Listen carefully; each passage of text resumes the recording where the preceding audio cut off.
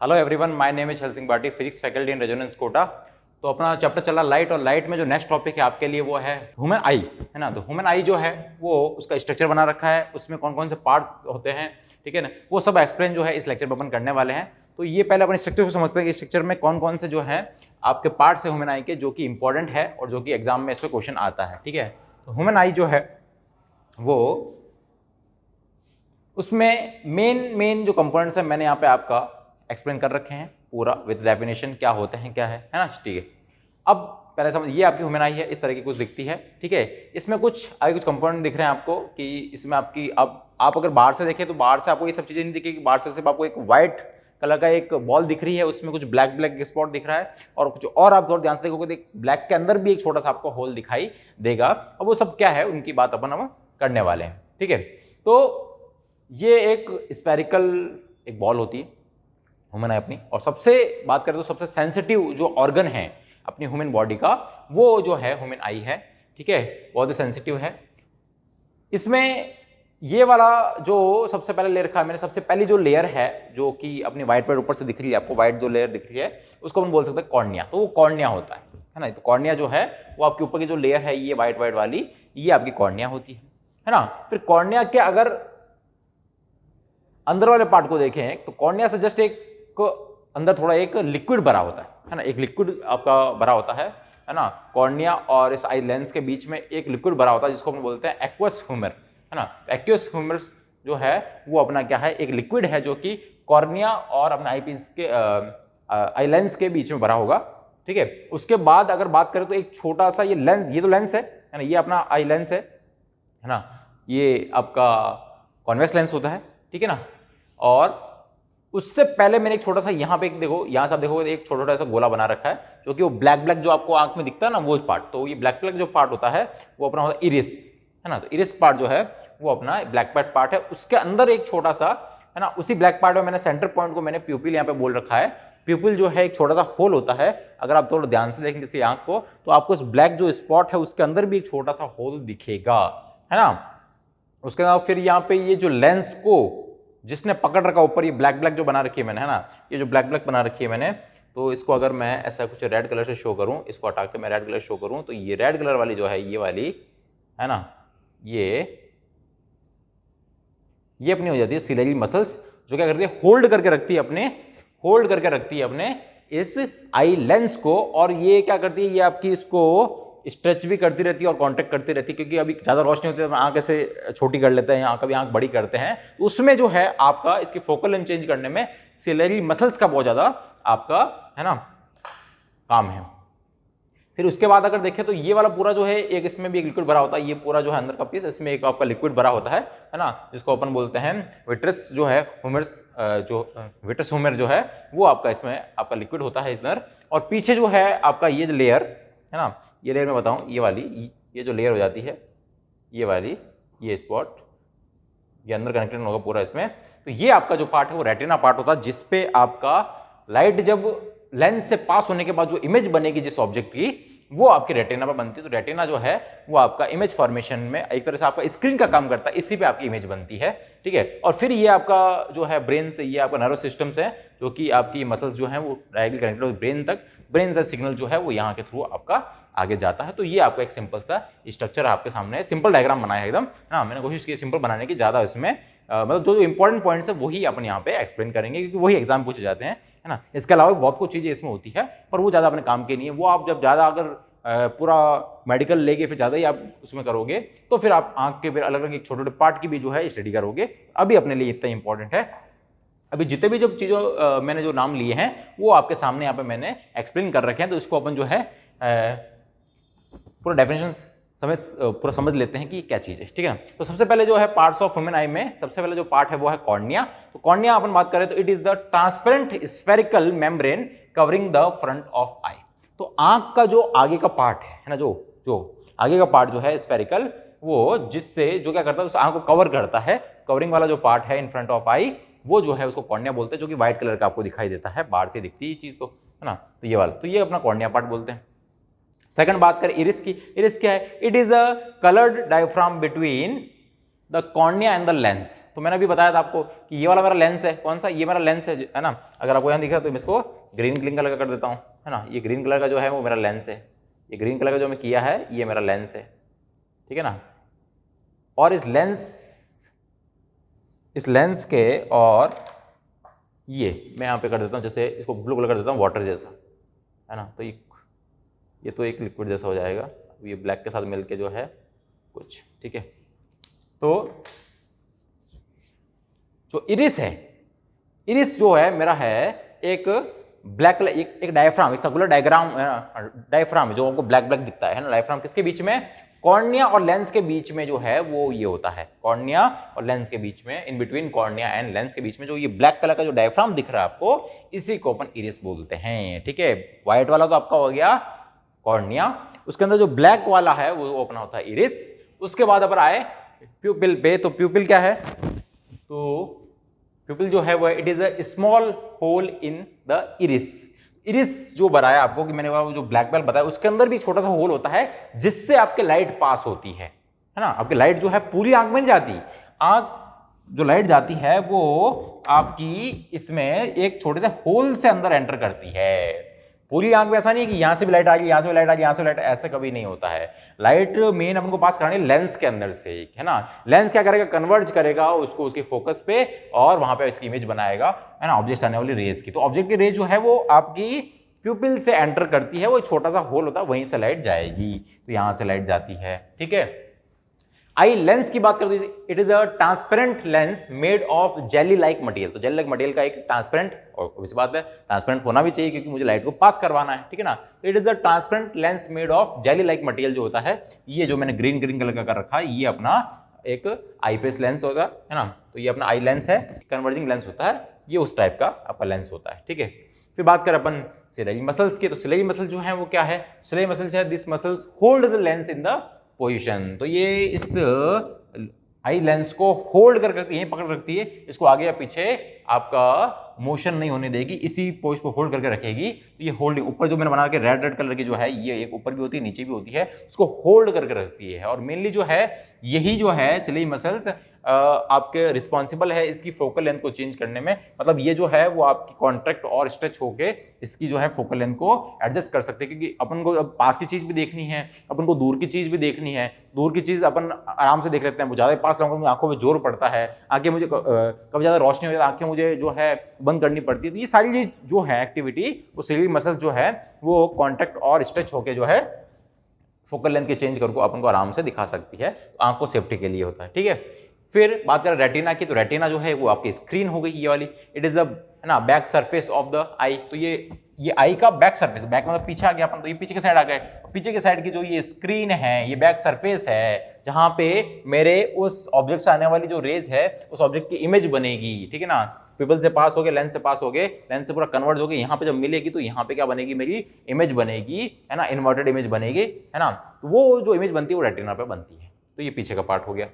फिर हम बात करें एक्वियस ह्यूमर, तो वो क्या होता है भाई, it is a clear liquid region between the cornea and the lens, है ना। यहाँ क्या है, दो लिक्विड है यहाँ पे, एक तो यहाँ का लिक्विड होता है और एक ये जो ये वाला लिक्विड है जो कि कॉर्निया और लेंस के बीच में है। किसके बीच में है, या है ना, आपका व्हाइट पार्ट और लेंस के बीच में एक और लिक्विड होता है जिसको हम बोलते हैं एक्वियस ह्यूमर। ये यहाँ पे मैंने इसको डिनोट कर रखा है ना। तो एक्वियस ह्यूमर जो है वो क्या है, एक क्लियर लिक्विड है, साफ लिक्विड है पानी जैसा, जो क्या है कॉर्निया और लेंस के बीच में होता है। फिर हम बात करें, है ना, विट्रस ह्यूमर की, तो वो क्या है, स्पेस बिटवीन, ये स्पेस, ये वाला, ये space between eye lens, space between eye lens and retina is filled with the another liquid called vitreous humour. तो विट्रस ह्यूमर क्या है, ये जो स्पेस है जो कि लेंस और रेटिना के बीच में है, इसमें एक लिक्विड भरा होता है। तो ये जो लिक्विड होता है उसको अपन बोलते हैं विट्रस ह्यूमर। तो ठीक है, तो ये जो भी मैंने यहाँ पे आपको ये जितने भी नाम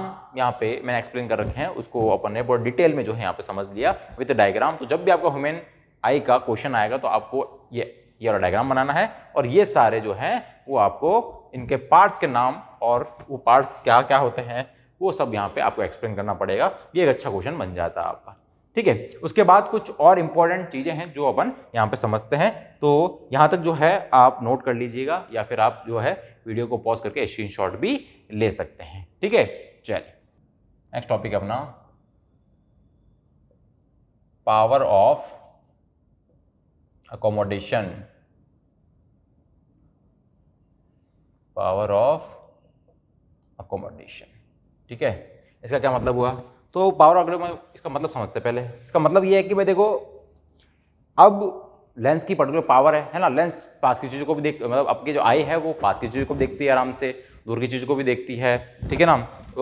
क्योंकि और ज़्यादा ब्राइट में भी देख लेती है, ज़्यादा डिम में भी थोड़ा है ना देखने की कोशिश करती है। तो ये सब जो है वो आपका पावर ऑफ अकोमोडेशन की वजह से होता है। कैसे? मतलब कि इसके अंदर जो आपका लेंस है उसको होल्ड कर रखा सिलेजी मसल्स ने। मसल्स क्या करती है? कॉन्टैक्ट स्ट्रेच होके वो उसकी फोकल लेंथ को चेंज करती है, और फोकल लेंथ जो है वो चेंज करके वो उसकी इमेज जो है कोशिश करती है रेटिना पे बनाने की। दूर से आ रही है तो उसकी इमेज अलग बननी चाहिए, क्योंकि अगर ऑब्जेक्ट की जो पोजीशन होगी वो डिफरेंट होगी तो उसकी इमेज भी डिफरेंट प्लेस बनती है। ये अपने लेंस में या मिरर में इमेज फॉर्मेशन में पड़ा है कि मैं अगर ऑब्जेक्ट की पोजीशन चेंज करूंगा, इनफाइनाइट पे होगी तो फोकस बनती है, आगे लेके जाओगे तो आपकी इमेज जो है पीछे होती जाएगी। तो कुल मिला के जो है आपका ऑब्जेक्ट की पोजीशन चेंज करने से इमेज की पोजीशन तो चेंज होने वाली है। पर यहाँ पे मुझे अब इमेज की पोजीशन, ऑब्वियस सी बात है कि मेरा ऑब्जेक्ट तो अब सेम जगह रहेगा नहीं हमेशा, कोई है ना, मुझे पास वाली चीज़ को भी देखना, दूर की चीज़ को भी देखना। तो दूर वाला ऑब्जेक्ट मेरे लिए दूर है, पास वाला मेरे लिए पास है, तो अलग अलग पोजीशन है, मुझे देखना सब चीज़ को है। पर इमेज बननी चाहिए मेरे रेटिना पे। तो इमेज जो बननी चाहिए वो बननी चाहिए रेटिना पे, मतलब जो मेरा इमेज फॉर्मेशन वाली जो पॉइंट है, जो मेरी डिस्टेंस है वो सेम है ना। तो इमेज फॉर्मेशन रेटिना भी करना है, तो इसलिए मुझे क्या करना, अपने फोकल लेंथ को चेंज करना पड़ेगा, जिसकी वजह से इमेज हमेशा रेटिना पे बने, क्योंकि रेटिना पे बनेगी तभी मुझे दिखेगी क्लियर। रेटिना पे बनेगी तभी मुझे क्लियर दिखेगी। अगर उससे आगे या उससे पीछे बनती है तो मुझे क्लियर नहीं दिखेगी, फिर वो अपना कुछ आई डिफेक्ट हो जाएगा, और वो डिफेक्ट भी अपन अपने कोर्स में है उसको अपन पढ़ने वाले हैं, ठीक है ना। तो पावर ऑफ अकोमोडेशन में अपन लिखेंगे सिंपल सी बात कि the images of object at different distances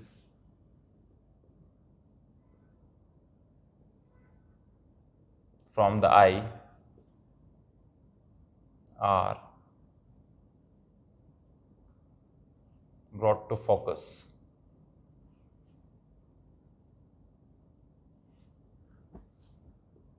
on the retina by changing the focal length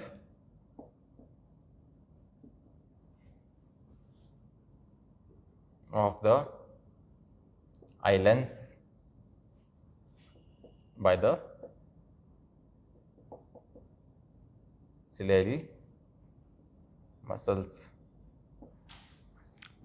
simple सी बात लिखी, यहाँ पे क्या लिखा है, यहाँ पे आपका जो मैंने भी एक्सप्लेन किया वही मैंने यहाँ पे लिख दिया कि the images of the object at different distance from the eye are brought to the focus on the retina by changing the focal length of the eye lens by the ciliary muscles. क्या मतलब है इसका? Simple सा मतलब है कि भाई मुझे मेरी आंख को अलग अलग जो है ऑब्जेक्ट को देखना है, और वो सब जो है अलग अलग डिस्टेंस पे है, अलग अलग डिस्टेंस पे है, तो उनकी इमेज जो है अब डिफरेंट प्लेस पे बनने वाली है। तो अगर डिफरेंट प्लेस पे बनेगी तो मुझे तो दिखेगी नहीं, मुझे तो तभी दिखेगी जब रेटिना बने, है ना। मुझे रेटिना पे बनानी है, कहाँ बनानी है? उसको रेटिना पे फोकस करना है, सारी इमेज रेटिना पे बननी चाहिए। तो उसके लिए क्या करना पड़ेगा, मुझे उसकी फोकल लेंथ को चेंज करना पड़ेगा, और ये कौन करता? सिलेरी मसल्स करती है। तो ये ऑटोमेटिक होता है ना। अगर ये नहीं हो रहा मतलब आपकी आंख में डिफेक्ट आ चुका है, इसलिए फिर आपका वो चश्मा वगैरह लगेगा, ठीक है ना। तो उसके लिए क्या होगा, आपकी सिलेरी मसल जो है वो थोड़ी वर्किंग में लूज हो जाती है, और ये आपका एज के साथ होता है। भाई ऑब्वियस सी बात है ना। बच्चे जो हैं बहुत तेज़ देखते हैं, या फिर अपन जो है बहुत अगर तेज़ देखते हैं ना, बहुत अपनी आंखों की रोशनी अच्छी होती है, पर जैसे अपनी एज बढ़ती है वैसे वैसे जो कि जो मसल्स की जो पावर है, काम करने की जो उसकी जो एबिलिटी है वो कम हो जाती है, जिसकी वजह से जो होता है फिर अपन को दूर का दिखना या हमको ज़्यादा पास का दिखना, उसमें प्रॉब्लम आती है। वो एज के साथ होता है, वो अपन डिफेक्ट में पूरा डिटेल में पढ़ेंगे, ठीक है ना। सेकंड जो पॉइंट है वो अपन बात करने वाले हैं वो है near and far point. Near and far point क्या होता है, सिंपल बात करते हैं। तो अपन अगर बात करें पहले नियर पॉइंट की, तो अपने आंखों का जो नियर पॉइंट होता है वो कितना होता है? वो होता है 25 सेंटीमीटर। कितना होता है? 25 सेंटीमीटर। 25 सेंटीमीटर जो है वो अपना नियर पॉइंट होता है, मतलब अपन को 25 सेंटीमीटर जो है उससे पास की चीज़ों को डायरेक्टली नहीं देखना चाहिए, क्योंकि डॉक्टर के हिसाब से जो 25 सेंटीमीटर है वो कम से कम आपके ऑब्जेक्ट की डिस्टेंस होनी चाहिए आपकी आंख से, तब जो है आपकी आंख जो है उसको सेफली देख पाएगी बिना किसी स्ट्रेस के। नहीं तो आप अगर वो ज़्यादा पास से देखते हो तो आप देखें, ज़्यादा पास से अगर आप देखते हो तो आपको यहाँ पे फिर थोड़ा पेन होने लग जाएगा आंखों में। क्यों? क्योंकि आपकी आंखें जो है थोड़ी स्ट्रेच हो रही है, उसको देखने के लिए उसको ज़्यादा फोकस करना पड़ रहा है, आपका सिलेरी मसल जो है ज़्यादा काम कर रही है, जिसकी वजह से जो होगी आपको थोड़ी देर में पेन होने लग जाएगा, सर पेन है ना, यहाँ से आपको जो मसल्स है आपकी वो आपकी पेन करने लग जाएगी। इसलिए 25 सेंटीमीटर जो है वो आपकी सेफ है ना, जिसको अपन ये बोल सकते हैं लीस्ट डिस्टेंस ऑफ विजन। क्या बोल सकते हैं? लीस्ट डिस्टेंस ऑफ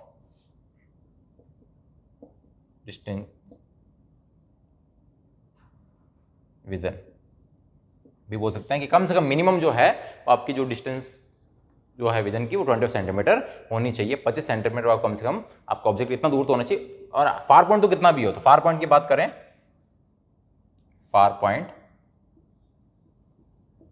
तो for a normal person, for a normal person की बात करें,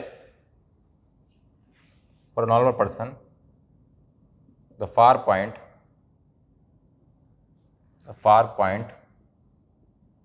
is infinity।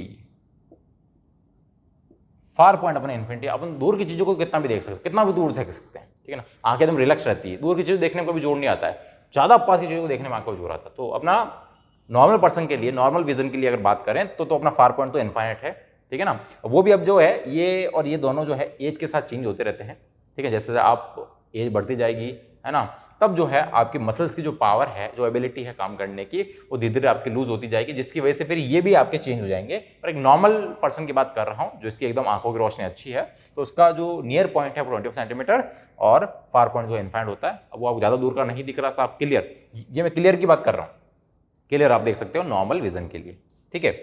चल नेक्स्ट अपन आते हैं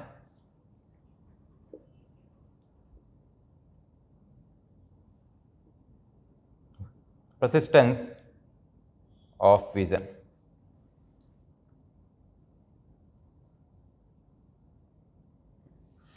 अब इसका क्या मतलब है? अब इसका मतलब होता है आपका कि जब अपन किसी ऑब्जेक्ट की इमेज को देखते हैं, किसी ऑब्जेक्ट की इमेज जो है अपने रेटिना पे बनती है, और ऑब्जेक्ट को मैं अगर वहां से हटा दूं, मतलब मैंने एकदम देखा और इसको हटा दिया है ना, मतलब सामने में किसी चीज को देखा और अचानक हटा दिया, तो आपकी इमेज जो है वो सडनली इमीडिएटली जो है वो आपकी रिमूव नहीं होती। जो इमेज बनी है वो 1/16 सेकेंड तक जो है वो आपका वहां पे रहेगी, उसका जो इंप्रेशन है वो वहां पे रहता है, ठीक है। एकदम से इमीडिएट ऐसे नहीं हटते, एकदम हाथ हो गए 1/60 है ना, 1/16 सेकेंड तक जो है उसका इंप्रेशन आपकी रेटिना पे रहेगा, आपको वो दिखेगी, ठीक है।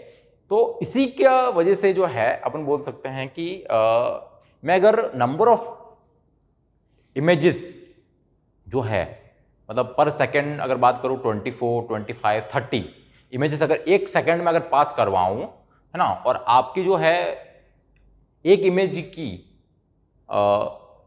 जो इमेज है जिसका इंप्रेशन 1/16 सेकंड तक रहता है ना, तो अगर मैं एक सेकंड में इतनी अगर पास करा दूंगा तो वो आपको कंटिन्यू दिखेगी। कंटिन्यू मतलब वो एक आपको लगेगा कि वो तो एक रील ही है, जिसको अपन बोल सकते हैं वीडियोग्राफी जो होती है। वीडियोग्राफी में ऐसे होता है, वीडियो का मतलब क्या होता है, वीडियो में क्या होता है कि आपकी नंबर ऑफ इमेजेस को जो है आपका पर्टिकुलर सेट करके एक साथ जो है आपको पर सेकंड में एक साथ दिखाया जाता है, एक साथ उनको चलाया जाता है। मैंने 25 जो है पिक्चर को सेलेक्ट किया, मतलब इमेज सेलेक्ट की, उसको अरेंज करके आपके सामने एक सेकंड में दिखा दी, मतलब एक सेकंड में सबको चला दिया उनको, तो वो आपको एक वीडियो जैसा लगेगा, मतलब आप लगेगा वो चल रही है, वो इमेजेस जो है वो एक वीडियो लगेगी। तो इसलिए जो मूवीज थिएटर जो होते हैं या फिर जो सिनेमाग्राफी होती है उसमें यही होता है कि आपकी जो आपको वीडियो दिखता है वहां पे, जो आपको है ना, वो आपका नंबर ऑफ इमेजेस होती है जो कि पर सेकंड में आपकी 25, 30 जो है इमेजेस आपका पर सेकंड में आपकी मूव कराई जाती है आपकी आंखों के सामने से, जिससे आपको वो लगता है कि वो एक वीडियो प्ले हो रहा है। तो इसका यूज किया जाता है आपका, इसके बारे में थोड़ा लिखते हैं इंपॉर्टेंट बातें, ठीक है। चल परसिस्टेंस ऑफ विजन, तो इसमें लिखेंगे कि the image the image formed on the retina of the eye does not fade away instantaneously.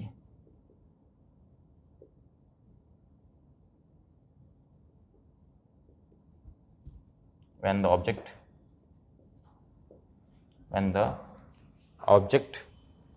is removed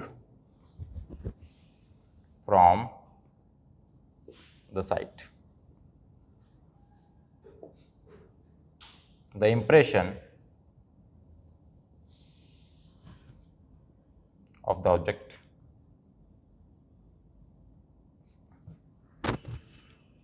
remains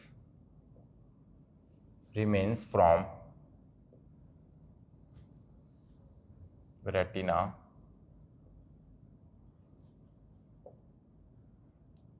for about 1/16 second. 1/16 second.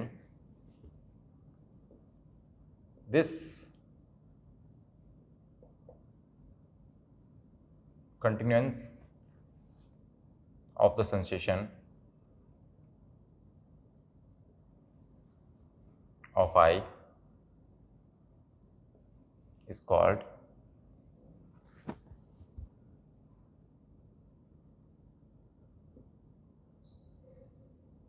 persistence of the vision.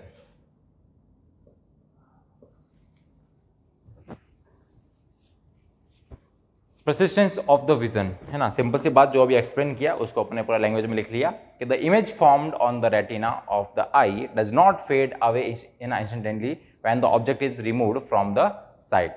The impression of the object है ना, क्या बोला कि हाथों हाथ जो है आपका, जैसे ऑब्जेक्ट मैंने हटा दिया तो हाथों हाथ इंस्टेंटेनियसली है ना, आपका हाथों हाथ जो है वो रेटिना से इमेज का जो इंप्रेशन है वो फेड नहीं होगा, हटेगा नहीं. ठीक है, क्या होगा तो the impression of the object remains from the retina for about 1/16 second. This continuance of the sensation of eye is called the persistence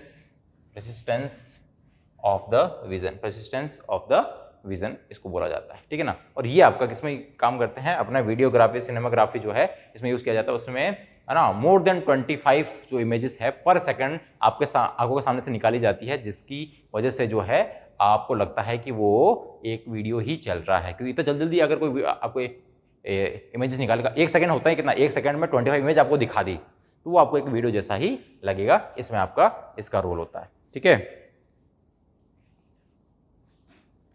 फिर नेक्स्ट आते हैं अपन एक पॉइंट पे जो कि बोलते हैं कलर के बारे में. आंखों को कलर का पता कैसे चलता है, तो कलर के लिए क्या होता है, आपका आंखों के अंदर कुछ रॉड और कोन शेप्ड सेल्स होती है.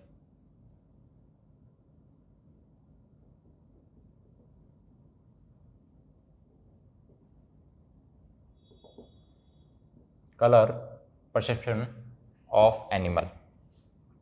अगर बात करें different animals have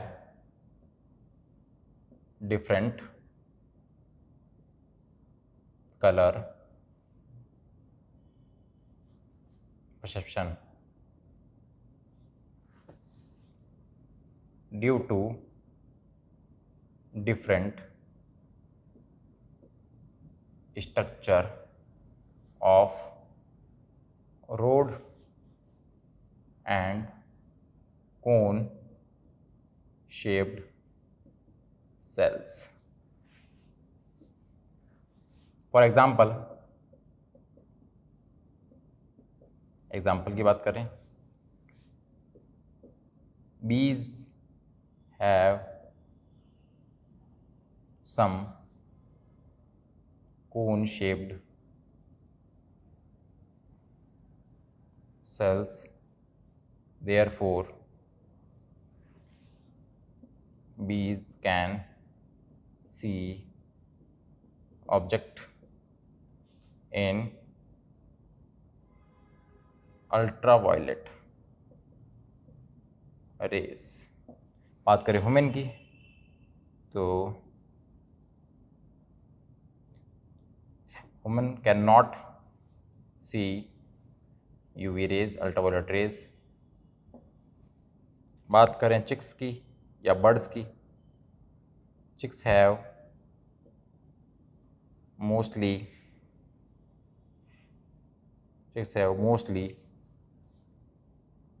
cone shaped cells and only few rod shaped cells।